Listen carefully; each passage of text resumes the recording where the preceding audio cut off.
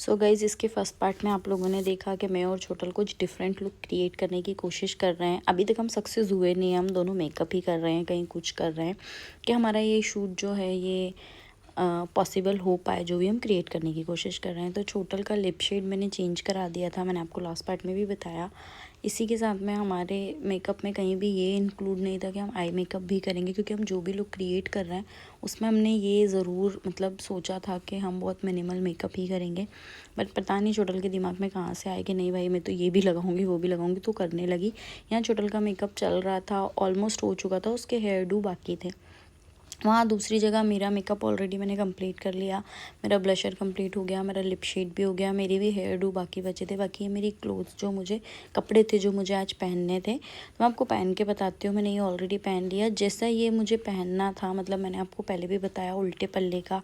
आज हम लोग कुछ क्रिएट करने की कोशिश कर रहे हैं, दोनों बहनें साड़ियाँ।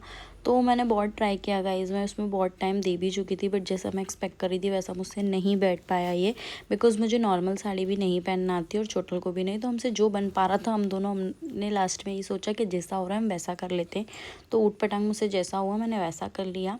इसके बाद मुझे बालों का लगा, जब मैं बहुत परेशान हो चुकी थी, साड़ी मुझसे नहीं हो पा रही थी, तो मैंने बाल भी बहुत सिंपल रखे और सिर्फ क्लेचर से टक इन कर लिए। ऐसे ही छोटल ने भी बहुत टाइम दिया अपनी साड़ी को, बट वो बहुत अच्छी लग रही थी क्योंकि उसने प्रॉपर कर लिया था, बट मेरा नहीं हो पाया। तो ये छोटल का फाइनल लुक था, और ये जो हाथ में लेके खड़ी है ये अब गले में पहनने वाली, ये मेरा फाइनल लुक था।